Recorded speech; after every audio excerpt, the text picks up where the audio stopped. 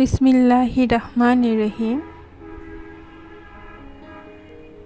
যদি পারতাম তবে নিজ হাতে সাজিয়ে দিতাম তোমার জীবন, যাতে এক জীবনে আর দ্বিতীয় কারো মনে স্থান নেওয়ার ইচ্ছে না জাগে। আসসালামু আলাইকুম ভিউয়ার্স, কি অবস্থা, কেমন আছেন? আশা রাখি সকলেই ভালো আছে নিজ নিজ অবস্থান থেকে, এবং আমিও ভালো আছি আপনাদের দোয়ায় ও ভালোবাসায় আমার অবস্থান থেকে। তাহমিদা স্টেরি ব্লগ থেকে আরও একটি নতুন দিনে নতুন ভিডিও নিয়ে আপনাদের সামনে চলে এলাম। আমি তাহমিদা। সকালের নাস্তাতে আজকে রুটি আর চা, এই দুটাই ছিল। আর মেয়েদেরকে আর গতকালের কিছু তরকারি ছিল, তার সাথে ডিম ভাজি করে দিয়েছি।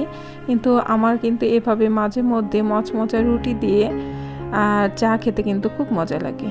তো এই যে আমি কিন্তু আমার এই বেলকনি বাগানটাতে চলে আসলাম। তো মাশাআল্লাহ আমার বেলকনিতে অনেক অনেক রকমেরই গাছ আছে। তার মধ্যে যে মরিচ গাছগুলো আছে সেখানে মাশাআল্লাহ অনেক রকমের মরিচ ধরেছে। প্রায় 4 থেকে 5 রকমের মরিচ গাছ আছে, আর বিভিন্ন জাতের। তো এক এক ধরনের এক এক গাছে মরিচ ধরেছে। তো দেখে মাশাআল্লাহ এতটাই ভালো লাগছে যে বলে বোঝানো যাবে না। তো হঠাৎ যখন কি হয় যে ঘরে থাকে না মরিচ, তো টুকিটাকি কিন্তু বাগান থেকে তুলে এনে খাওয়া হয়। আর এটাই কিন্তু সবচেয়ে বড় একটা আনন্দের বিষয়। তো এই তো আজকেও কিন্তু আমার মরিচ দেখছি যে নাই। তো ভাবলাম যে এখান থেকে গাছ থেকে কয়েকটা পেড়ে নিয়ে সবজিতে একটু দিব, এই জন্য কয়েকটা মরিচ তুলে নিলাম। প্রতিদিনের মতো আজকেও এই কথাটি বলে দিচ্ছি যে প্লিজ আমার ভিডিওটি কন্টিনিউ করার আগে একটি লাইক দিয়ে দিবেন। আর যদি এই ধরনের ভিডিও আপনারা সব সময় পেতে চান তো আমার চ্যানেলটি সাবস্ক্রাইব করে আমার চ্যানেলের পাশেই থেকে যেতে পারেন। আপনার একটি লাইক আমার জন্য কিন্তু অনেক অনেক বেশি মূল্যবান। তো প্লিজ লাইক দিয়ে কন্টিনিউ করবেন, আর সুন্দর সুন্দর কমেন্ট করে আমার ভিডিওটি সাথেই থেকে যেতে পারেন। তো এখানে আমি চিচিঙ্গা ভাজি করে নিচ্ছিলাম। তো শেষে এসে কিন্তু ভাজা জিরের গুঁড়ো দিয়ে দিই আমি, মানে এই ধরনের ভাজিগুলোতে বা তরকারিতে ভাজা জিরার গুঁড়ো দিলে কিন্তু আমার খুব ভালো লাগে খেতে। আর এখানে আমি এই যে মশলাটা কষিয়ে নিয়ে আমি চিংড়ি মাছ দিলাম। তো একটু কচুর লতি রান্না করব। লতিগুলো কিন্তু আমি আগে থেকে কেটে ভালো করে পরিষ্কার করে রেখে দিয়েছি। তো মাঝে মধ্যে যেদিন দেখি যে কাজের একটু চাপ একটু বেশি থাকে, তো সেই দিন কি করি আমি সেগুলো রান্নার প্রিপারেশনগুলো আমি তার আগে থেকে নিয়ে রাখি। সংসারের কাজের মধ্যে সবচেয়ে বিরক্তিকর কাজ হলো আমার কাছে এই রান্না। আমার কাছে মনে হয় যে রান্না ছাড়া বাকি যে কোনো কাজই যদি আমারকে কেউ করতে দিত তো সেইটা তো আমি খুব খুশি মনে করে নিতাম, কিন্তু রান্নাটা করতে কিন্তু আমার খুব বিরক্ত লাগে। আর যদি সেই দিন একটু গরম ভাব থাকে তাহলে তো আরোই মন মেজাজ সব কিছুই খারাপ হয়ে যায় এই রান্না করতে আসলে। তো জানি না আমার মতন কোন কোন আপুর আমার মতোই বিরক্ত বোধ হয়, কিন্তু আমার কিন্তু খুবই বিরক্ত লাগে। কারণ যেমন ঘর গোছানোর কাজগুলো কিন্তু আমার কাছে খুব ভালো লাগে করতে, আর এই ধরনের কাজ করতেও কিন্তু আমি বেশ আনন্দ পাই। কিন্তু রান্নার কাজটা যত তাড়াতাড়ি করা যায় তো আমার কাছে মনে হয় যে তত ভালো। তো মাঝে মধ্যে আমি রান্না চড়িয়ে কিন্তু এই যে বাকি কাজগুলো করে নিই, ঘর গুছিয়ে নিই আস্তে ধীরে, চুলাটার আঁচে রেখে আমি বাকি কাজগুলো করি। এভাবে করলে দেখা যায় যে রান্নাঘরে একঘেয়েমিভাবে বসে থাকতে আর দাঁড়িয়ে থাকতে হয় না, আর সম্পূর্ণ কাজ কিন্তু গুছিয়ে করা যায়। তো আমার তেলের জারগুলোতেও কিন্তু তেল শেষ হয়ে গেছে। তো এই যে ঢালবো এটাও কিন্তু একটা বিরক্তের কাজ। তো তারপর আজকে ভাবলাম যে না, এই কাজগুলো করে নেই।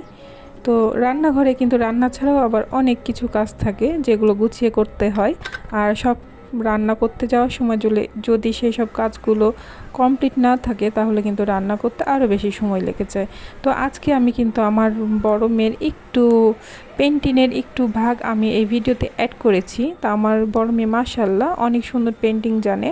তো আমার ঘরে যত অলমেট দেখবেন তো বেশিরভাগই কিন্তু আমার মেয়ের হাতেরই তৈরি। ও পেন্টিং করে বাদ দিয়ে এভাবে ঘরে ডেকোরেশন করে রেখেছি ওর হাতেরই পেন্টিংগুলো। তো ওর একটা চ্যানেলও ছিল, তোমার অনেক দিনই সে চ্যানেলটা চালাইছে, কিন্তু শেষে এসে আবার বাদ দিয়ে দিয়েছে, কারণ পড়াশোনা নিয়ে এখন একটু বেশি চাপ পড়ে গেছে, যার কারণে। তো আজকে তো আমি ঘর বাড়ি সুন্দর করে গুছিয়ে রেখেছি। আর সবসময় তো গোছানোটি শেয়ার করি, কিন্তু গোছানোর পরের দৃশ্যটা একটু শেয়ার করা হয় না। তো আজকে আমি মানে সব পুরো বাড়িটা গুছিয়ে নেওয়ার পরে যেমন একটা সুন্দর একটা লুক থাকে, তো সেই দৃশ্যটা আজকে আপনাদের সাথে শেয়ার করতে যাচ্ছি। যে কোনো সৌন্দর্য জিনিসের পিছনেই কিন্তু অনেক কষ্ট, অনেক ধৈর্য, তার সাথে অনেক পরিশ্রম লুকিয়ে থাকে। যেরকম আমরা যেমন আমরা যারা সবসময় ঘর বাড়িকে গুছিয়ে সাজিয়ে রাখতে চাই, তো সবসময় গোছানো পরিপাটি করে দেখতে চাই, তাদের পিছনে কিন্তু বসে থাকা একদমই সম্ভব হয় না। সেই সব গৃহিণীরা কিন্তু সারাদিনই দেখা যায় টুকটাক কাজের উপরে লেগে থাকে, কারণ সৌন্দর্য ফুটিয়ে তোলার জন্য কিন্তু সব সময় সব কিছু পরিষ্কার আর পরিপাটি করে রাখতে হয়। আর এই জন্য তো একটু পরিশ্রম করাই লাগে। দিন শেষে যখন আমরা সম্পূর্ণ সংসারটাকে এভাবে পরিপাটি দেখি, তখন কিন্তু মনটা একদম ভালো হয়ে যায়।